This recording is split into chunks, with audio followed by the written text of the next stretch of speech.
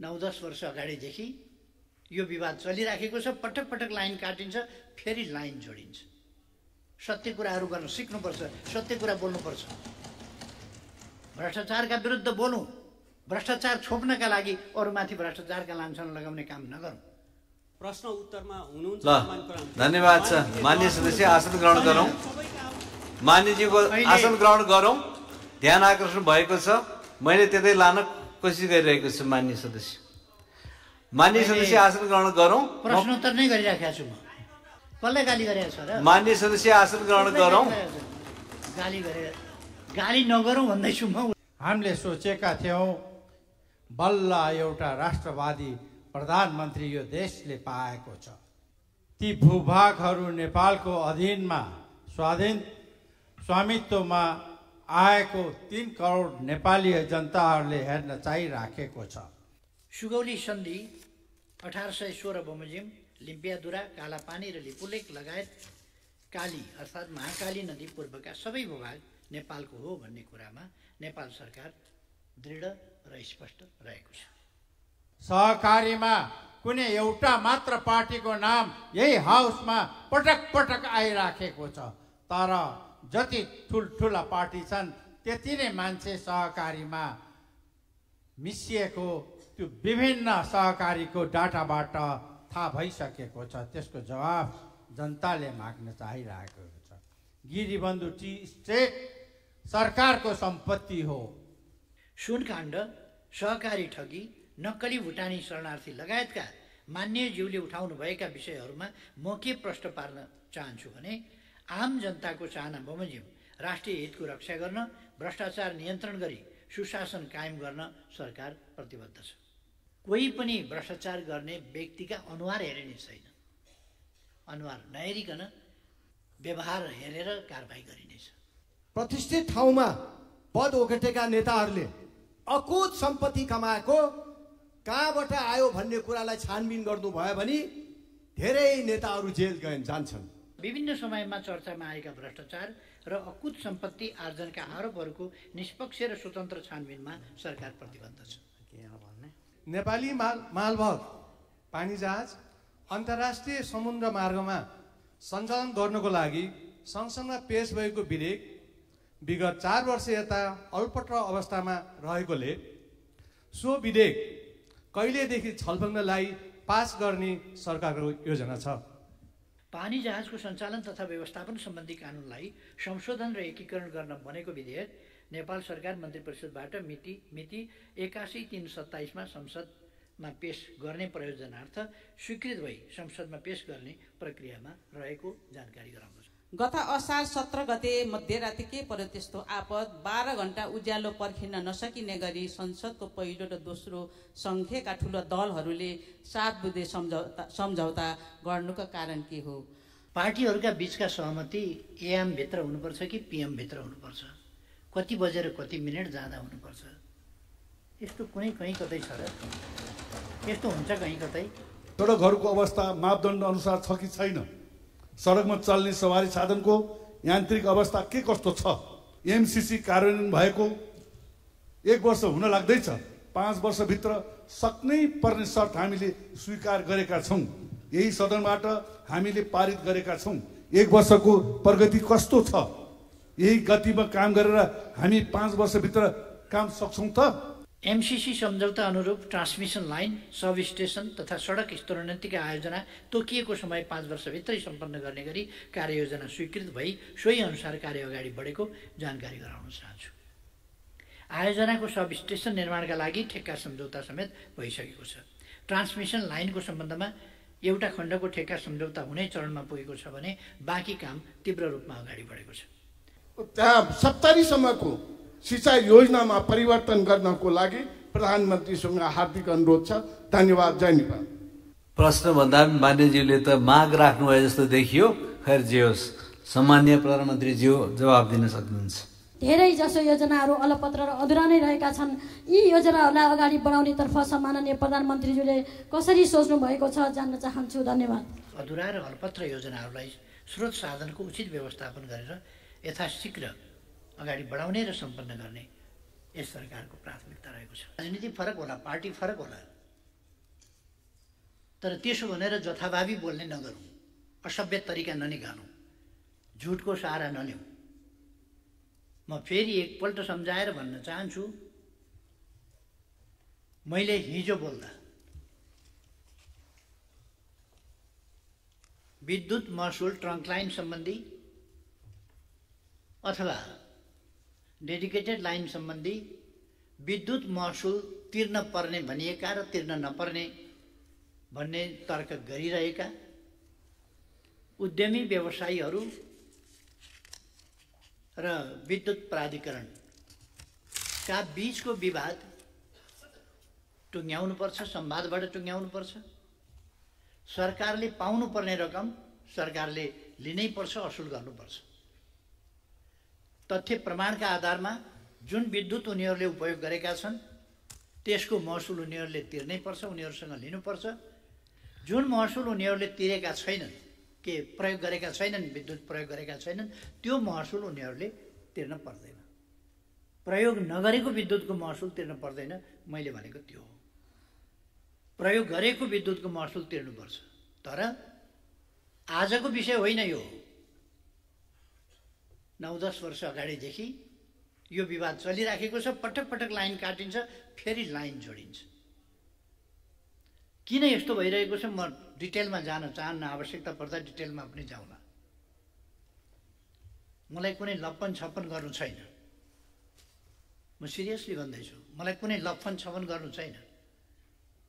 मलाई कुनै बेठिक खालका सेटिङ र विभिन्न खालका तन्त्रहरूका पछाडि कुद्नु पनि छैन। मैले देशको हितको पक्षमा, जनताको हितको पक्षमा 60 वर्ष लगभग समर्पण गरेको छु। बाँकी जिन्दगी पनि समर्पण गर्छु, क्लिनली, स्वच्छताका साथ। त्यो म फेरि दृढताका साथ राख्न चाहन्छु। मैले हिजो पनि विद्युत महसुल तिर्नु पर्दैन, असुल उपर गर्नु पर्दैन, मिना गर्नुपर्छ भन्ने एउटा फेरि हिजो मात्रै मैले यहाँ बोलेको कुरा। तिर्नु पर्ने जति तिर्नुपर्छ, तिर्नु नपर्ने तिर्नु पर्दैन, विवाद छ, हामी अध्ययन गरेर टुङ्ग्याउँछौँ भनिराखेको छु। हिजो मात्रै कसरी मैले तिर्नु पर्दैन भने रेकर्ड छ। यहाँ उपस्थित हुनुहुन्न थियो भने रेकर्ड सुनेर कन्फर्म भएर कुरा गर्नु पान्छ नि। म भन्न चाहन्छु, हामी गरिमामय संसदमा छौँ। हामी जनताले छानेर पठाएका प्रतिनिधिले त्यस हैसियतमा बोल्नुपर्छ। कहिले सुन होइन पित्तल चढायो भनेको छ, कहिले अनेक प्रकारका फोटाहरू छपाएको छ, अनेक गरेको छ। यो खालको तरिका माननीयको हैसियतमा शोभनीय हुँदैन। सत्य कुराहरू गर्न सिक्नुपर्छ, सत्य कुरा बोल्नुपर्छ। भ्रष्टाचारका विरुद्ध बोलौँ, भ्रष्टाचार छोप्नका लागि अरूमाथि भ्रष्टाचारका लान्छन लगाउने काम नगरौँ। म मान्यज्यूहरूलाई भन्न चाहन्छु, हामी कुनै खेलवाड गर्न, यहाँ कुनै गालमुखाल गर्न यहाँ आएका होइन। देश र जनताप्रति साँच्चैको जिम्मेवारी बोध गरेर हामी आएका हौँ र अवस्थामा परिवर्तन ल्याउँछौँ। सङ्कल्पका साथ यहाँ आएका हौँ, गर्नका लागि यहाँ आएका हौँ। प्रधानमन्त्री बनेको कसैलाई चित्त नबुझ्या हुनसक्छ, ठिक छ नि, नबन्न सक्छ। कसैलाई मर्का पनि पर्या हुनसक्छ। यो त दलीय व्यवस्था हो। त्यो कुरा राजनीतिक हिसाबले, प्रश्नहरू राजनीतिक हिसाबले नै अगाडि बढाउँ। मैले हिजो पनि भने, कुनै आवेश उत्तेजनामा हामी छैनौँ, कुनै आग्रह पूर्वाग्रहमा हामी छैनौँ, कुनै प्रतिशोधको राजनीति हामी उचितै ठान्दैनौँ, गर्दैनौँ। तर झुटा लान्छनाहरू लगातार लगाउने कुरा प्रति जवाफदेही हुनुपर्छ भन्ने कुरा चाहिँ म राख्न चाहन्छु। सभामुख महोदय, मेरो निवेदन कि यो गरिमामय सदन जस्तै होस्। हामीले सदनको मर्यादा गरिमा, यहाँ भएका छलफल, यहाँ उठाएका विषय, यहाँ उठेका प्रश्न यति हल्का फुल्का झुटा पूर्वाग्रहीपूर्ण हुनु हुँदैन कि सुन भनेर पित्तल चढायो भने जस्ता हावादारी कुरा यस गरिमामय संसदमा नबोलियोस्, क्या नगरियोस्। यति हल्का फुल्का बनाउनु हुँदैन हामीले यस गरिमामय संसदमा। मैले यति मात्रै भन्न खोजेँ। माननीय सभामुख महोदय, सम्माननीय प्रधानमन्त्री एकछिन रोक्नुहोस्। माननीय सदस्य के भनाइ छ? सम्माननीय सभामुख महोदय, सम्माननीय प्रधानमन्त्रीज्यू कुन चाहिँ उसमा सन्दर्भमा अहिले बोल्दै हुनुहुन्छ, यो चाहिँ सायद कहीँ न कहीँ सभामुखज्यूले चाहिँ रुलिङ गर्नुपर्छ होला। प्रश्न उत्तरमा हुनुहुन्छ। धन्यवाद छ। माननीय सदस्य आसन ग्रहण गरौँ। मान्यज्यूको आसन ग्रहण गरौँ। ध्यान आकर्षण भएको छ, मैले त्यतै लान कोसिस गरिरहेको छु। माननीय सदस्य आसन ग्रहण गरौँ। प्रश्नोत्तर नै गरिराखेको छु म। कसलाई गाली गरेको छ र? माननीय सदस्य आसन ग्रहण गरौँ। गाली नगरौँ भन्दैछु म, उल्टै गाली। माननीय सदस्य आसन ग्रहण गरौँ। प्रधानमन्त्रीजीलाई विषय केन्द्रित गरेर अगाडि बढ्नको लागि म निर्देश गर्दछु। सभामुख महोदय, म बिल्कुल विषय केन्द्रित छु, बिल्कुल विषय केन्द्रित छु। संसदमा उठेका प्रश्नहरूको लिखितको जवाब दिनुपर्ने, त्योभन्दा अगाडि अलिखित नै बिचमा बाटैमा आइपुग्यो। त्यसकारण यसो नगरौँ भन्ने मात्रै मेरो आग्रह हो। यसो नगरौँ। मैले कुनै गाली गलौज कसैलाई गरेको छैन, मैले खालि सचेत गराएको। आवेश उत्तेजनामा आउनुपर्ने कुनै आवश्यकता छैन। धन्यवाद। सभामुख महोदय, बजेट वक्तव्यमा उल्लेख भएको भरतपुर, बुटवल, पोखरा, मुगलिन, भरतपुरलाई तीनवटा कोणमा राखेर गण्डकी आर्थिक त्रिभुजको परियोजना निजी क्षेत्रसँग सहकार्यमा एकीकृत विकासको अवधारणा अनुरूप नमुना विकास अभियान सञ्चालन गर्ने गरी भनेर ल्याइएको कार्यक्रम हो। यस कार्यक्रमबाट यातायात पूर्वाधारको विकास मात्र नभएर औद्योगिक विकासका साथै ऊर्जा क्षेत्र, कृषि तथा पर्यटन क्षेत्रको विकास एवं रोजगारीका अवसरहरू सिर्जना हुने विश्वास गरिएको छ। प्रस्तुत गण्डकी त्रिभुज आयोजना अन्तर्गत पर्ने बुटोल, पोखरा, सिद्धार्थ राजमार्ग सडक खण्डलाई 2 लेनमा स्तरोन्नति गर्न चालु आर्थिक वर्षमा बजेट विनियोजन गरिएको छ भने सिद्धबाबा सुरुङ मार्गको कार्य अन्तिम चरणमा पुगेको छ। चालु आर्थिक वर्षको पहिलो त्रैमासिकबाटै काम गर्ने गरी बजेट कार्यान्वयन कार्ययोजना तयार भइसकेको छ। यस सन्दर्भमा साउन महिनाबाटै काम अगाडि बढाउने गरी सम्बन्धित निकायलाई निर्देशन समेत भइसकेको छ। प्रस्तुत सडकलाई सुरक्षित, छिटो गतिमा आधुनिक एवं आर्थिक करिडोरको रूपमा विकास गर्न निजी पुँजी समेत परिचालन गर्ने गरी नवीनतम विधिमा विकास सहायता समेत परिचालन गर्ने गरी प्रक्रिया अगाडि बढाइएको समेत जानकारी गराउन चाहन्छु। यसमा यद्यपि यो त्रिभुज गण्डकी आर्थिक त्रिभुज परियोजना भन्ने जुन छ, यो कति पर्याप्त अध्ययन, कति विश्लेषण, सम्भाव्यताको अध्ययन, कति विषयहरू नबाच्ने गरी ल्याइएको छ, त्यो अलिकति हेर्नु त पर्ने छँदैछ। त्यो हेरिनेछ। फेरि पनि यो विकास निर्माणसँग आएको कुरा हुनाले यसमा रहेका कमीहरूलाई करेक्सन गरेर सच्याएर र यसलाई प्रभावकारी ढङ्गले कार्यान्वयनमा अगाडि बढाइनेछ। म त्यो मान्यज्यूलाई आश्वस्त पार्न चाहन्छु। मान्यज्यूले उठाउनु भएको दोस्रो विषय आँधी खोला उच्च बाँध विद्युत आयोजनाको सम्बन्धमा स्पष्ट गर्न चाहन्छु।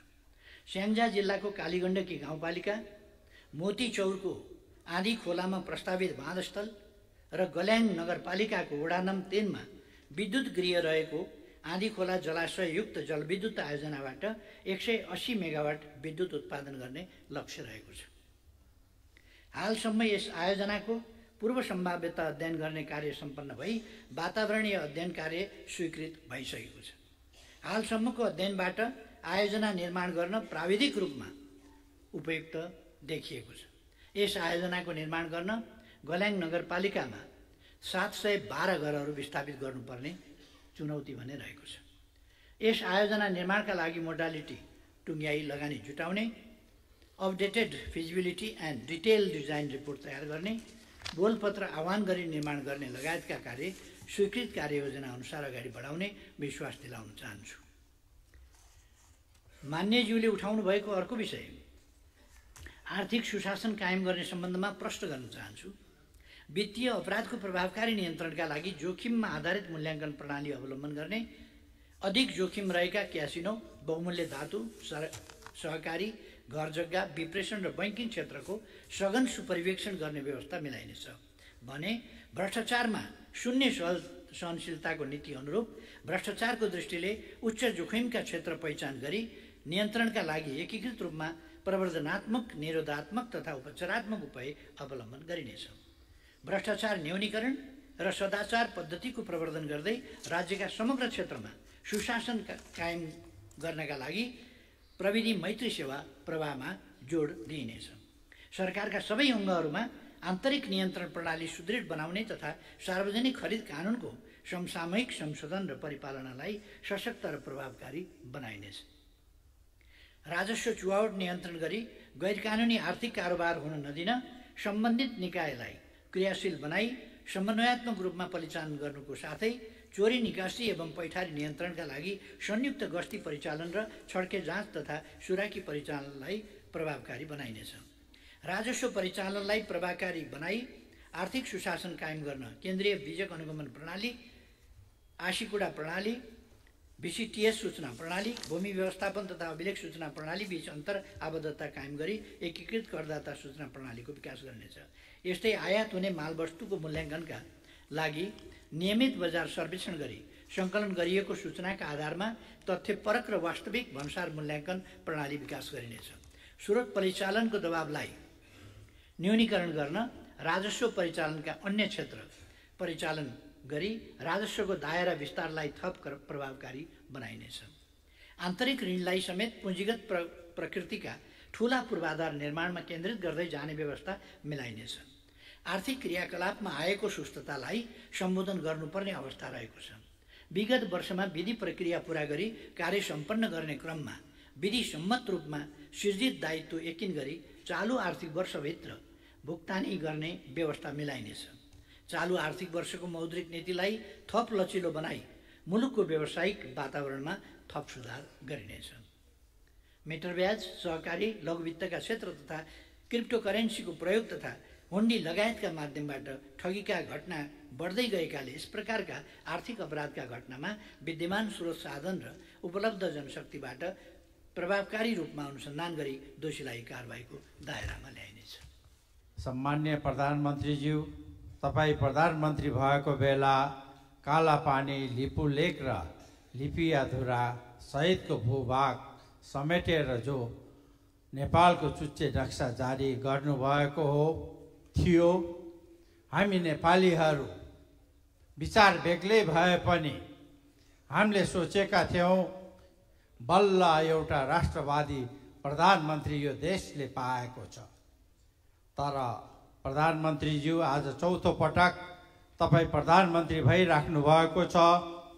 अहिलेसम्म ती भूभागहरू नक्सामा मात्र सीमित भएको छ। नेपाली जनतालाई तपाईको यो कार्यकालमा ती भूभागहरू नेपालको अधीनमा स्वामित्वमा आएको 3 करोड नेपाली जनताहरूले हेर्न चाहिराखेको छ।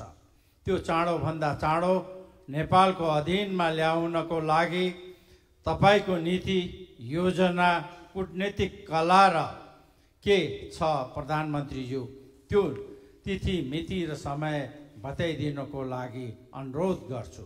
साथै अहिले देशमा व्यापक रूपमा भ्रष्टाचारले ज्वरो गाडिसकेको छ। हरेक तह र हरेक क्षेत्रमा भ्रष्टाचारको सीमा नागिसकेको छ। त्यसलाई नियन्त्रण गर्न सक्ने आँट, साहस, हिम्मत र कला पशुपतिनाथले हाम्रो प्रधानमन्त्रीलाई दियोस् भन्ने म प्रार्थना गर्न चाहन्छु। यही सन्दर्भमा सयौं काण्डहरू देशमा भइराखेको छ। त्यो मध्येमा जम्मा 4वटा काण्ड म यहाँहरूको अगाडि प्रधानमन्त्रीज्यूको अगाडि पस्किन गइराखेको छु, जो जनताको मन मस्तिष्कमा गाँजिरहेको छ, हरेक नेपालीका आँखाले हेर्न चाहिराखेको छ। अब हाम्रो प्रधानमन्त्रीले यो काण्डमा कस्तो निर्णय गर्नुहुनेछ भन्ने। एक, नेपाललाई तस्करहरूको केन्द्र बनाउने सुनकाण्ड, जसमा नेपालका ठुल्ठुला नेतादेखि व्यक्तिहरू मुछिएका छन्, त्यसको अन्तिम जडसम्म पुगेर कसरी पुग्ने हो प्रधानमन्त्रीज्यूलाई थाहा नै छ। अब के हुन्छ, निर्णय के हुन्छ, ती राष्ट्रद्रोहीहरूलाई के सजाय दिने हो, त्यो के हुन्छ भन्ने नेपाली जनताले खोजेको छ। अर्को, नेपाललाई लाखौं गरिब जनताहरूको सहकारीमा राखेको पैसा, अरबौं रुपियाँ बर्मलुट गरेकालाई पर्दाफास गर्न जनताहरूले जम्मा गरेका पुँजी बचत रकम जनतालाई कहिले फिर्ता गर्न सकिन्छ, त्यसको जवाब जनताले मागिराखेको छ। सहकारीमा कुनै एउटा मात्र पार्टीको नाम यही हाउसमा पटक पटक आइराखेको छ, तर जति ठुल्ठुला पार्टी छन् त्यति नै मान्छे सहकारीमा मिसिएको त्यो विभिन्न सहकारीको डाटाबाट थाहा भइसकेको छ। त्यसको जवाब जनताले माग्न चाहिरहेको छ। गिरिबन्धु टी स्टेट सरकारको सम्पत्ति हो। अब सरकारले यसलाई कसरी सट्टा भर्नाको माध्यमबाट कि त्यो भेगमा उद्योग धन्दा कल कारखाना र नगर विकासको परिधारणा गरिकन एउटा सिटी डेभलप गर्ने हो, त्यो अदालतले निर्णय गरिसकेको हुनाले त्यसमा चाहिँ त्यतातिर पनि ध्यान दियोस् र प्रधानमन्त्रीज्यूको के विचार छ त्यो पनि जनताले जान्न चाहन्छ। अर्को कुरो, हिजो भर्खर यही सदनमा उपसभामुखज्यूको बारेमा विभिन्न कुराहरू हाम्रै अगाडि गर्दाखेरि मैले यही टिभीमा देखेको थिएँ, आँखाभरि आँसु राखेर। एउटा सोसल फिल्डमा काम गरेको एउटा महिला जनजातिको लागि चाहिँ त्यस्तो गर्नु उचित थिएन सब प्रधानमन्त्रीज्यू।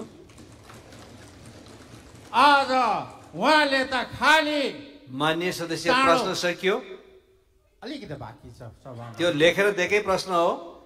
यो भुटानी शरणार्थीमा त्योभन्दा पनि खतरनाक छ, यही जवाफ माग्नको लागि म नेपालको अन्तर्राष्ट्रिय सीमाका सम्बन्धमा सङ्घीय संसद, नेपाल सरकार र सबै नेपाली स्पष्ट र दृढ रहिआएका छौँ।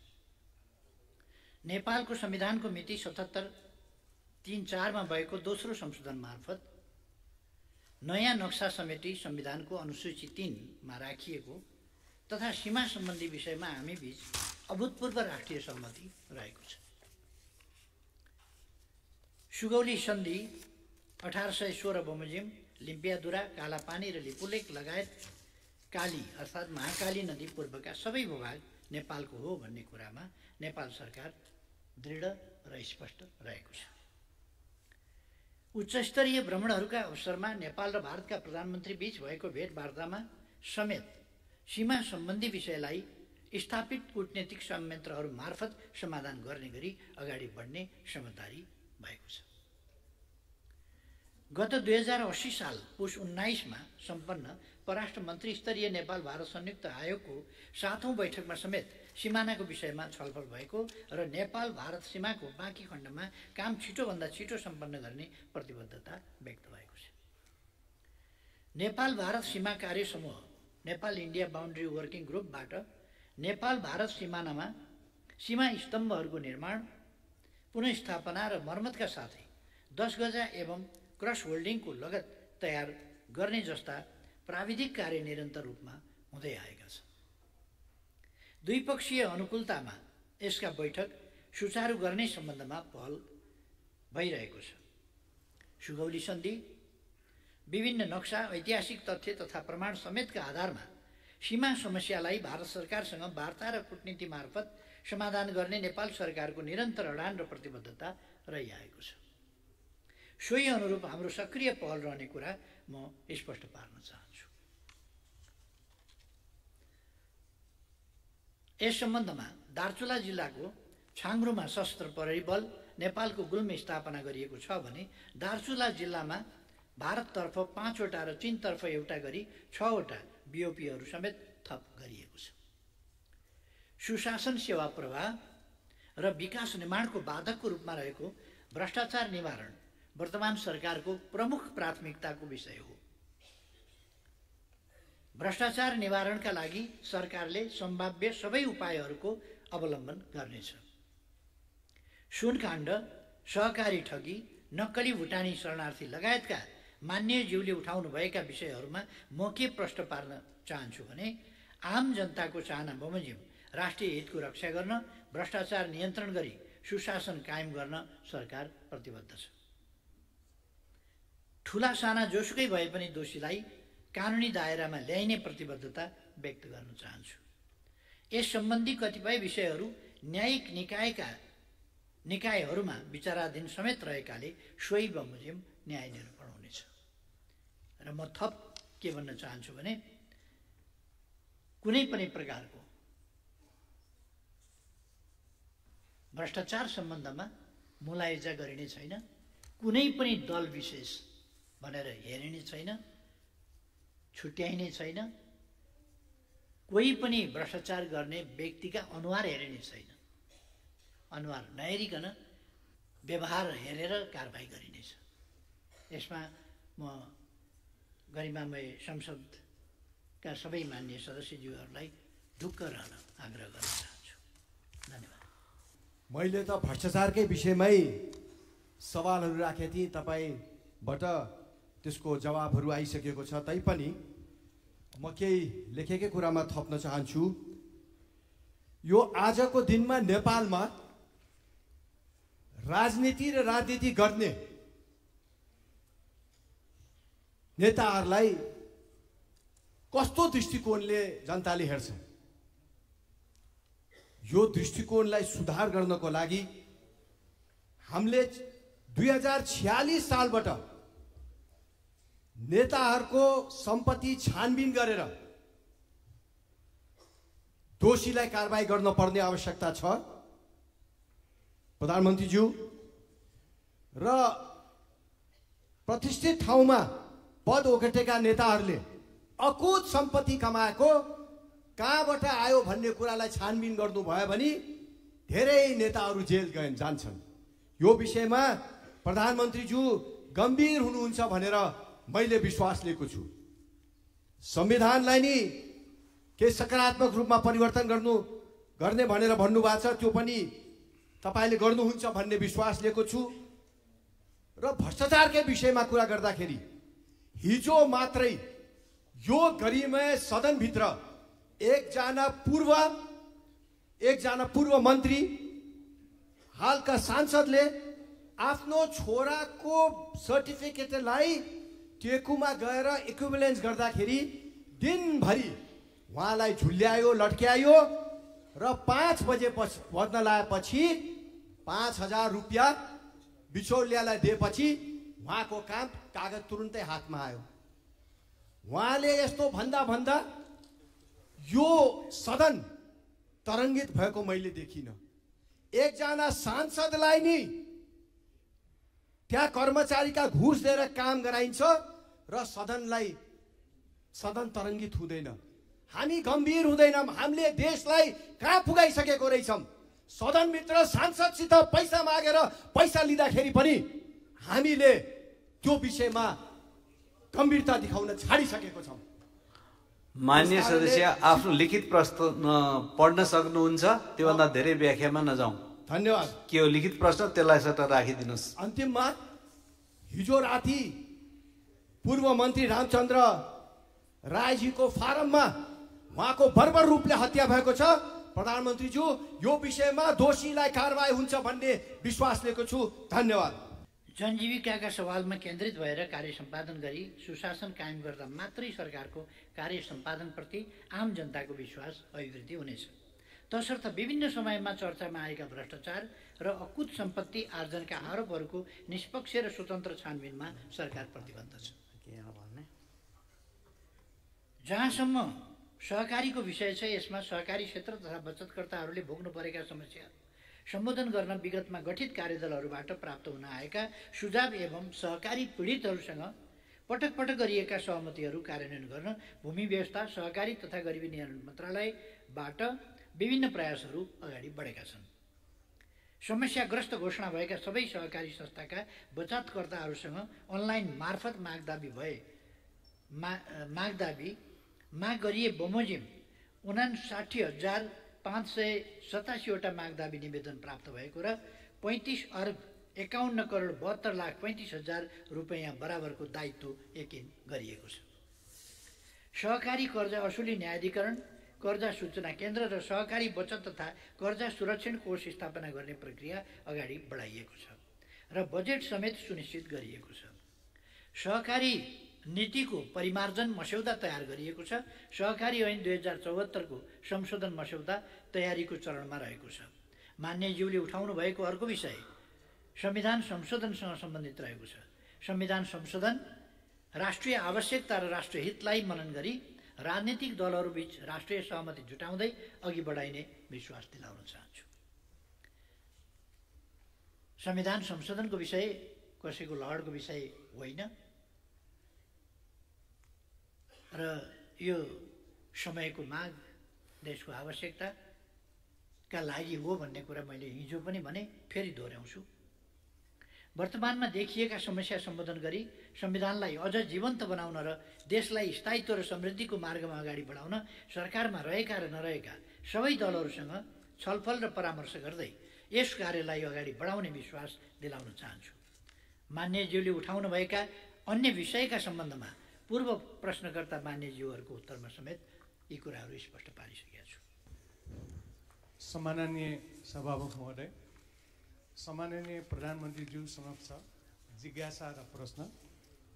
बागलुङ जिल्लाको धोरपाटन नगरपालिकाको उत्तरगङ्गा जलाशययुक्त जलविद्युत आयोजना 828 मेगावाट र उक्त आयोजनाबाट जम्मा 1726 मेगावाट उत्पादन हुने साथै हिउँदे याममा 100% उत्पादन दिने योजना कहिले सुरु हुनेछ? साथै आन्तरिक तथा बाह्य पर्यटन विकास प्रबन्धनको लागि धोरपाटन विकास परियोजना स्थापनाको पहलको लागि माग गर्दछौँ। मुस्ताङ जिल्लाको लोमनथाङमा लम्बाइ 10 किलोमिटर, चौडाइ 4 किलोमिटर भएको उत्कृष्ट युरेनियमको भण्डार रहेको प्रारम्भिक अध्ययनले देखाएकोमा सोको उत्खनन प्रक्रिया कहिलेदेखि अगाडि बढ्छ? उक्त युरेनियम भण्डारबाट प्राप्त हुने आय स्रोतबाट स्थानीय सरकारलाई अत्याधिक रकम छुट्याई परम्परागत ढाँचाको बसोबास निर्माण गर्न स्थानीयवासीको माग रहेको अवगत गराउन चाहन्छु। यसै गरी नेपाली मालवाहक पानी जहाज अन्तर्राष्ट्रिय समुद्र मार्गमा सञ्चालन गर्नको लागि संसदमा पेश भएको विधेयक विगत 4 वर्ष यता अल्पत्र अवस्थामा रहेकोले सो विधेयक कहिलेदेखि छलफललाई पास गर्ने सरकारको योजना छ? उत्तर गङ्गा जलाशययुक्त जलविद्युत आयोजना पहिले नेपाल विद्युत प्राधिकरणको आयोजना विकास विभाग अन्तर्गत रही सोही विभागबाट सम्भाव्यता अध्ययन, वातावरणीय प्रभाव मूल्याङ्कनको काम भएको थियो। हाल उत्तर गङ्गा जलाशययुक्त जलविद्युत आयोजना स्पेशल पर्पस भेहिकलको रूपमा विकास गर्न 2074 सालमा उत्तर गङ्गा पावर कम्पनी लिमिटेडको स्थापना गरी कार्य अगाडि बढाइएको छ। हालसम्म आयोजनाको सम्भाव्यता अध्ययन सम्पन्न गरिएको, वन तथा वातावरण मन्त्रालयबाट वातावरणीय प्रभाव मूल्याङ्कन स्वीकृत भइसकेको, जग्गा अधिग्रहणको लागि प्रक्रिया अघि बढाइएको छ। विद्युत उत्पादन अनुमति पत्रको लागि विद्युत विकास विभागमा आवेदन दिइसकिएको छ। हाल एनईए इन्जिनियरिङ कम्पनी मार्फत आयोजनाको review of feasibility study and basin and intervention option स्टडीको कार्य भइरहेको छ।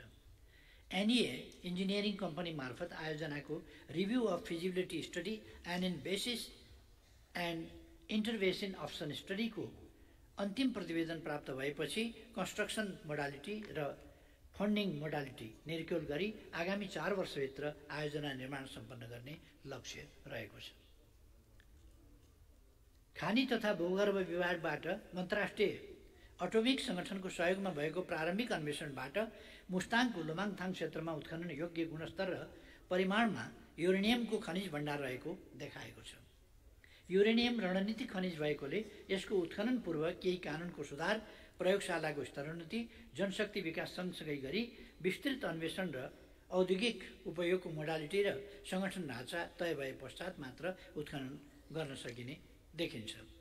यस कामको सन्दर्भमा पहिले नै म प्रधानमन्त्री दोस्रो कार्यकालमा हो क्या म प्रधानमन्त्री भएको बेला होइन, पहिल्यै कार्यकालमा म प्रधानमन्त्री भएको बेला मैले त्यहाँ अन्वेषण गर्ने र त्यहाँ युरेनियम छ कि छैन भनेर पत्ता लगाउने काम गरेको थिएँ र त्यहाँ युरेनियम छ भनेपछि त्यसको सुरक्षाको, त्यस क्षेत्रको युरेनियम क्षेत्रको सुरक्षाको जिम्मा नेपाली सेनालाई लगाइएको थियो।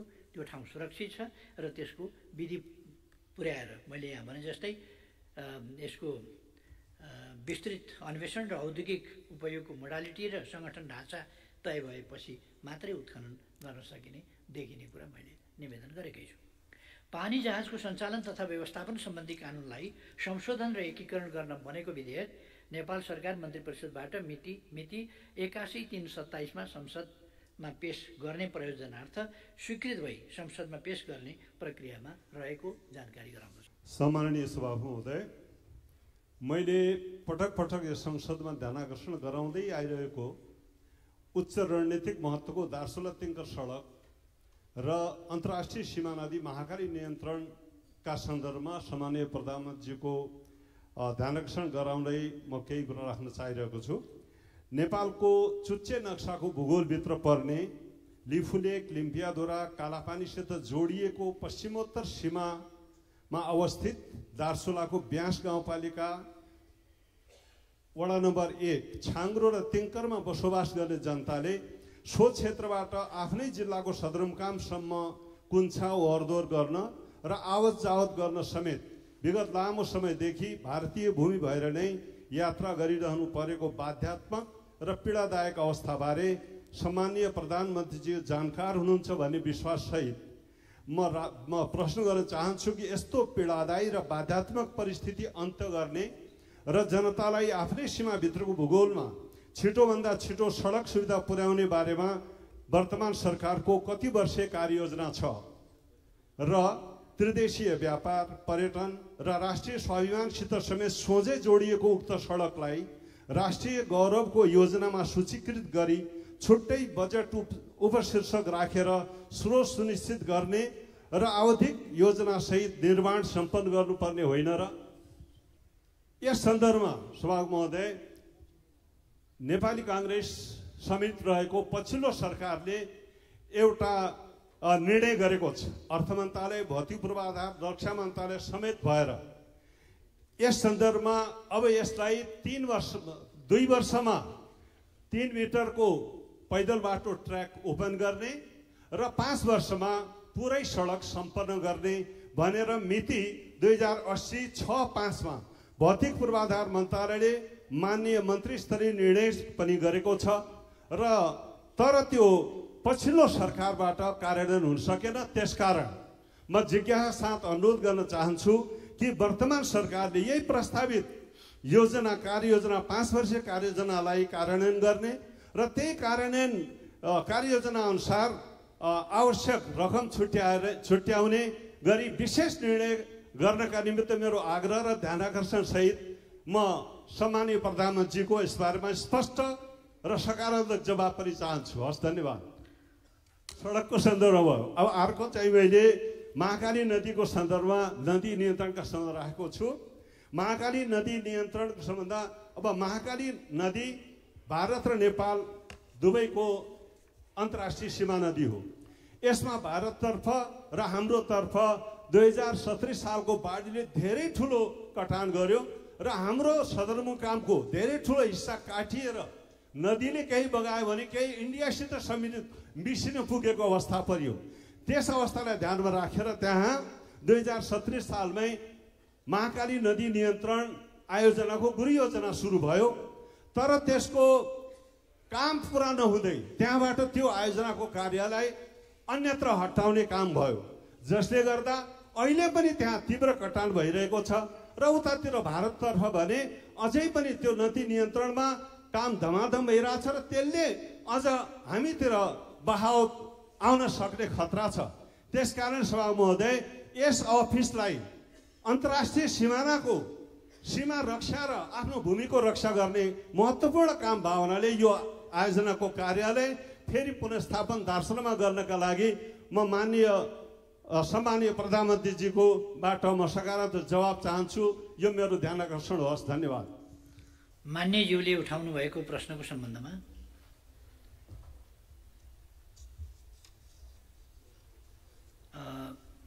पूर्व प्रश्नकर्ता मान्यज्यूहरूको उत्तरका सन्दर्भमा समेत मैले प्रष्ट धारणा राखिसकेको छु। यहाँ मान्यज्यूले उठाउनुभएका अन्य विषयको सम्बन्धमा प्रश्न पार्न चाहन्छु।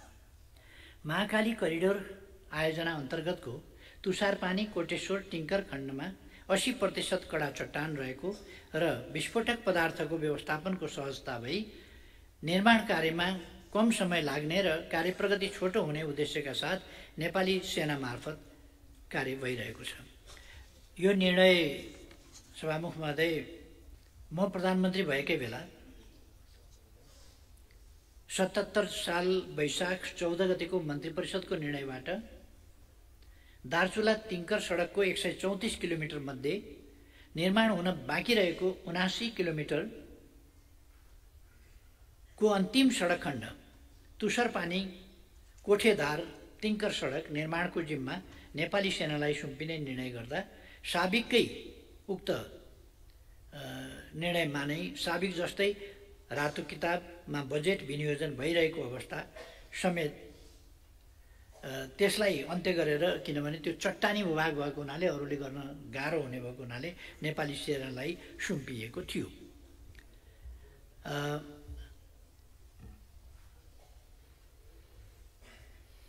र त्यसलाई सकेसम्म छिटो प्रगति गराउने उद्देश्यका साथ काम अगाडि बढाइएको छ। बढाइने कुरा म मान्यज्यूलाई आश्वस्त पार्न चाहन्छु। छुट्टै बजेट शीर्षकको सन्दर्भमा रक्षा मन्त्रालयबाट कार्यान्वयन भइरहेको तराई मधेस द्रुत मार्ग बाहेक अन्य कुनै पनि नेपाली सेनाले निर्माण गर्ने सडकमा छुट्टै बजेट उपशीर्षक कायम भएको अवस्था छैन। तथापि यथेष्ट बजेट विनियोजनका सन्दर्भमा भने बजेट अभावका कारण कार्य प्रगतिमा कुनै कमी हुन नदिने नेपाली सेनाबाट माग भए बमोजिम नै विगतमा पनि बजेट व्यवस्थापन भएको र भविष्यमा समेत बजेट कमी हुन नदिने विश्वास म व्यक्त गर्न चाहन्छु। सङ्घको कार्यक्षेत्र रहेका सुदूरपश्चिम प्रदेशको पहाडी क्षेत्रमा सिँचाइ र नदी नियन्त्रणका कार्यहरू प्रभावकारी रूपले सम्पादन गर्न दार्चुलाबाट बैतडीको पाटनमा कार्यालय स्थानान्तरण गरिएको थियो।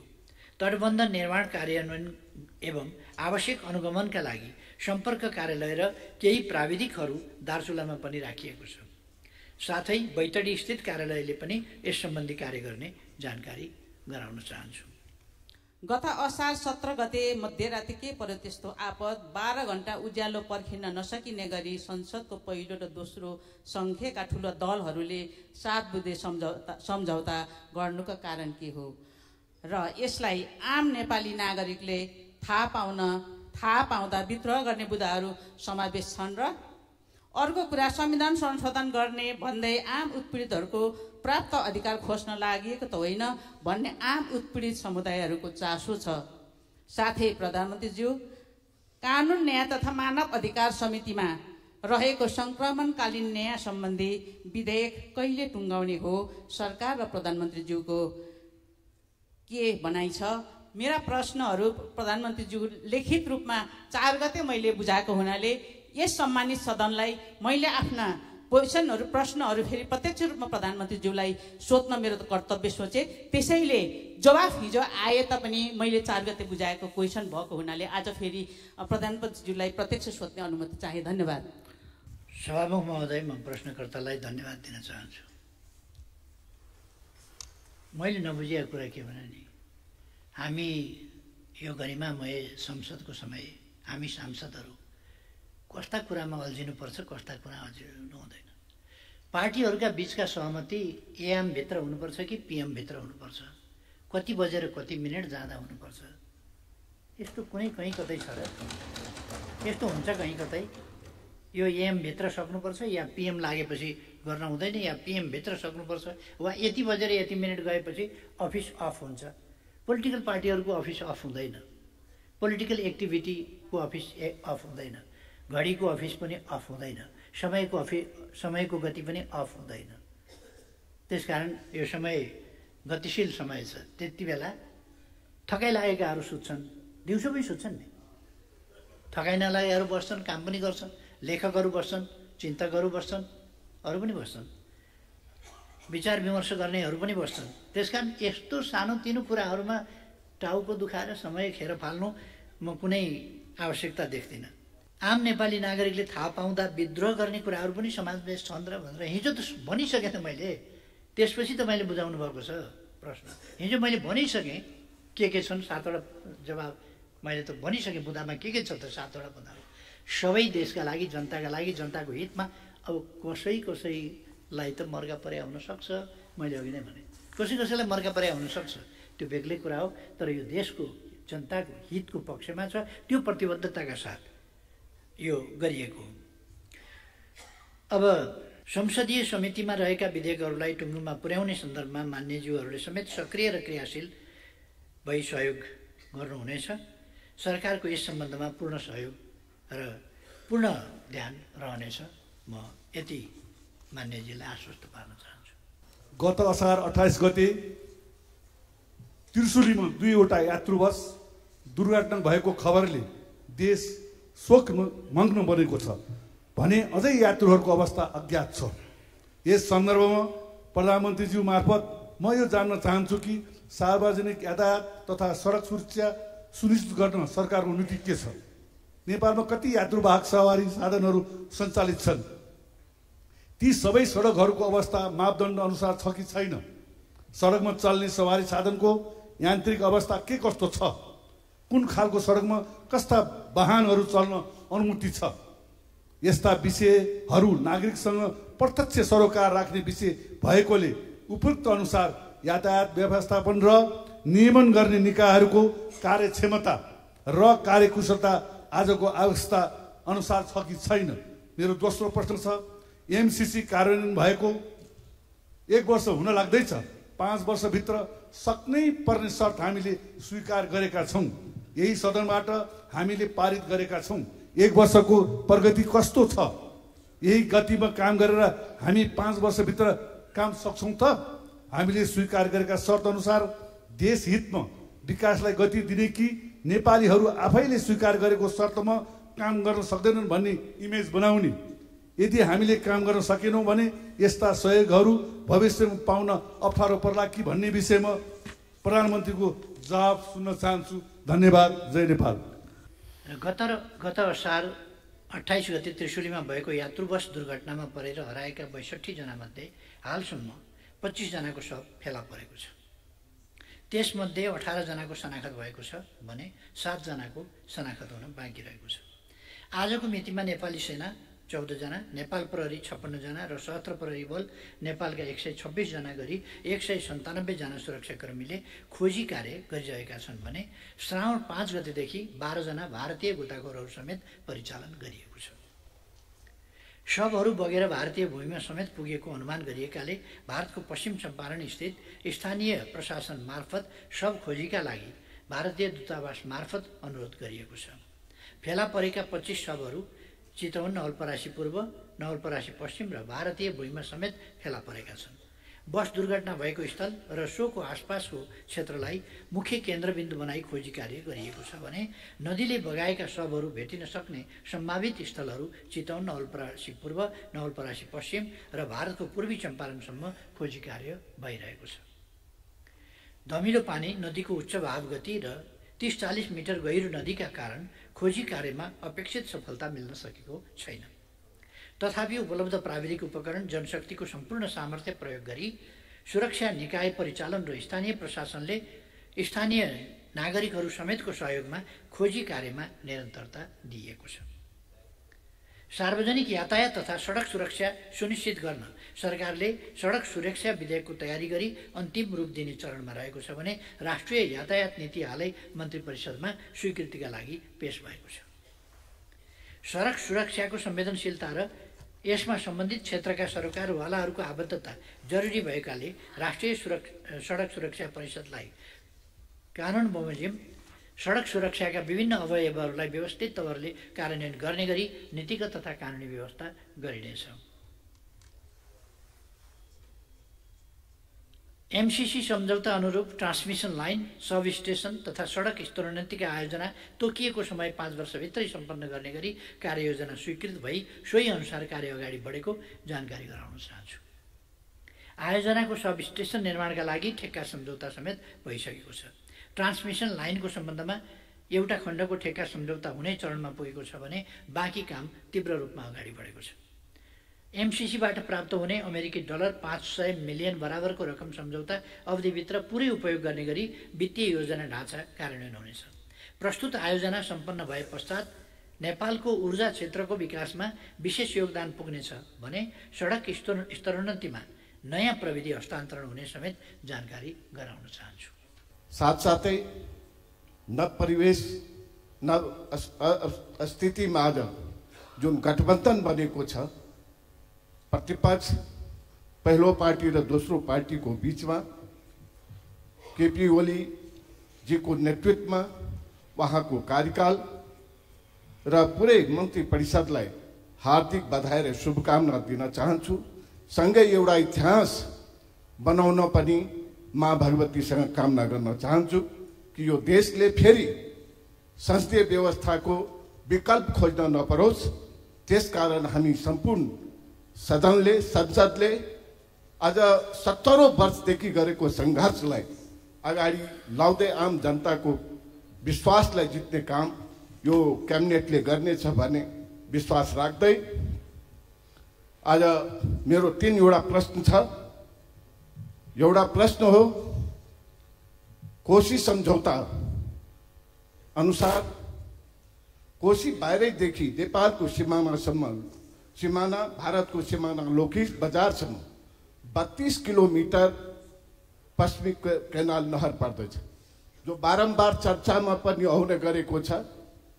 त्यो नहरमा भारतको सिमानामा दुवैतर्फ त्यो ड्याममा पक्की सडक बनेको छ।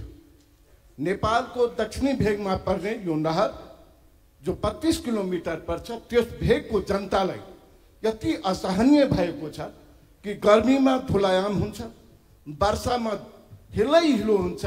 त्यो त्यहाँको भेगका जनताहरूलाई आवत जावत गर्न साह्रै कठिनाइ परेको छ।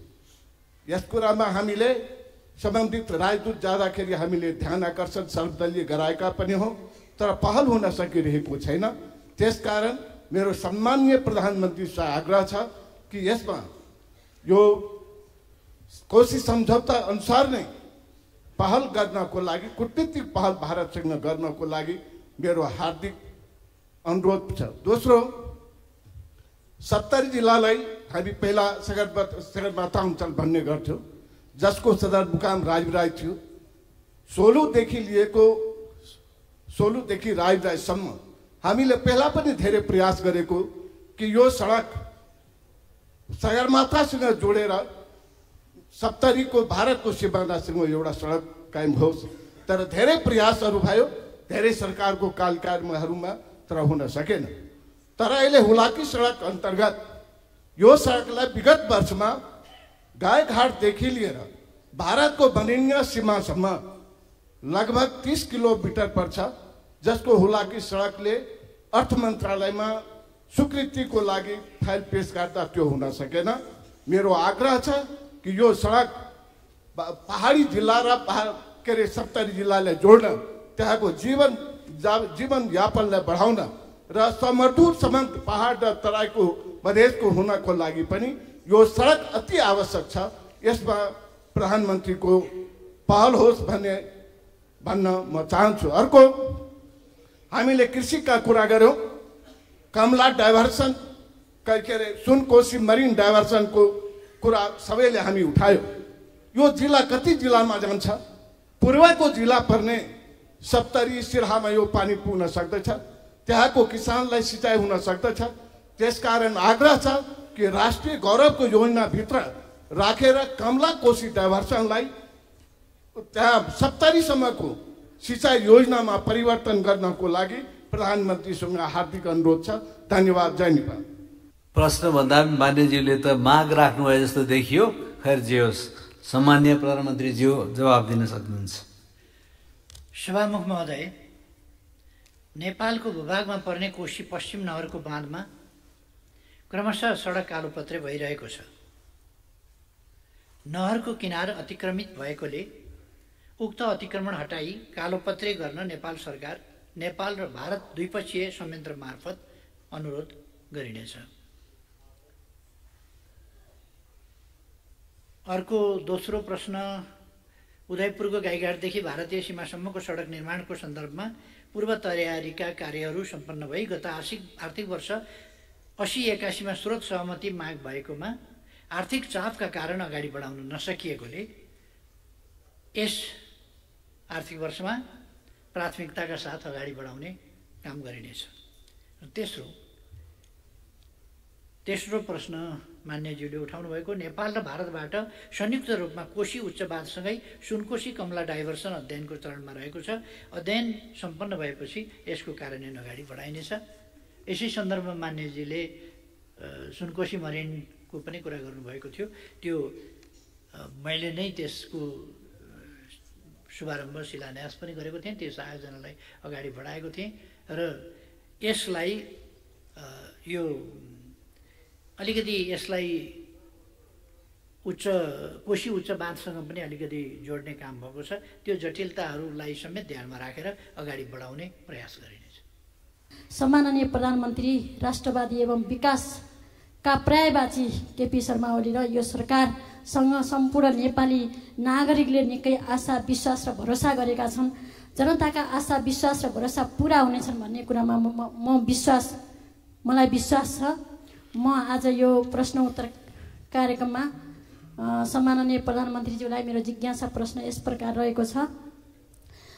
2077 सालमा सम्माननीय प्रधानमन्त्रीज्यू नै त्यतिखेर सरकारको नेतृत्व गर्नुभएको थियो र यहाँको नेतृत्वमा गठित सरकारले आफ्नो कार्यकालमा थालनी गरिएका कैयौँ राष्ट्रिय गौरवका आयोजनाहरू, निर्वाचन क्षेत्र केन्द्रित रणनीति योजनाहरू र पालिका केन्द्रित योजनाहरू जस्तै सडक, पुल, अस्पतालहरू, बहुप्राविधिक विश्वविद्यालय, औद्योगिक ग्राम, प्रधानमन्त्री आधुनिक कृषि कार्यक्रम, राष्ट्रपति शैक्षिक सुधार कार्यक्रम, पोखरा क्षेत्रीय अन्तर्राष्ट्रिय विमानस्थल, गौतम बुद्ध अन्तर्राष्ट्रिय विमानस्थल, पुष्पलाल लोकमार्ग, मदन भण्डारी राजमार्ग, करिडोर र चक्रपथहरू, खेल मैदान, रङ्गशाला, रेलमार्ग, न्यानो सेटेलाइट र भूमि सम्बन्धी समस्याहरू जस्तै यस्ता धेरै जो अहिलेसम्म पनि कतिपय अगाडि बढ्नै सकेका छैनन् भने धेरै जसो योजनाहरू अलपत्र र अधुरा नै रहेका छन्। यी योजनाहरूलाई अगाडि बढाउनेतर्फ सम्माननीय प्रधानमन्त्रीज्यूले कसरी सोच्नु भएको छ जान्न चाहन्छु। धन्यवाद। त्यो पुरा गर्न जसलाई हामीले गन्तव्य बनाएका छौँ त्यसलाई प्राप्त गर्न नै मैले 77 सालमा मेरो नेतृत्वमा गठित सरकारले कैयौँ राष्ट्रिय गौरवका आयोजनाहरू, यो 77 मा मात्रै होइन कि अगाडिदेखि नै हो, 74बाटै हामीले सुरु गरेका थियौँ र 75, 76, 77, 78 सम्म हामीले विभिन्न आयोजनाहरू अगाडि बढाएका छौँ र कैयौँ राष्ट्रिय गौरवका आयोजनाहरू, निर्वाचन क्षेत्र केन्द्रित रणनीतिक योजनाहरू र पालिका केन्द्रित योजनाहरू सुरुवात गरेका थियौँ। यसरी थालनी गरेका मध्ये अधुरा र अल्पत्र योजनाहरूलाई स्रोत साधनको उचित व्यवस्थापन गरेर यथाशीघ्र अगाडि बढाउने र सम्पन्न गर्ने यस सरकारको प्राथमिकता रहेको छ। मैले हिजो पनि भनेको थिएँ, थालेका कामहरू सिद्ध्याउने हाम्रो प्राथमिकता हुनेछ। नयाँ थाल्ने मात्रै होइन, थालेका काम सिद्ध्याउने, पुरा गर्ने, नतिजा प्राप्त गर्ने, यो हाम्रो प्राथमिकतामा रहन्छ अहिले भनेर मैले हिजो पनि बोलेको थिएँ। कतिपय मान्यजीहरूले हिजोको बहसमा पनि मैले सुने, पूर्वाधार विकासका कुराहरूलाई खेर गएको जस्तो ठान्ने, सम्पत्ति खेर गएको जस्तो ठान्ने, पूर्वाधार, विकासका पूर्वाधार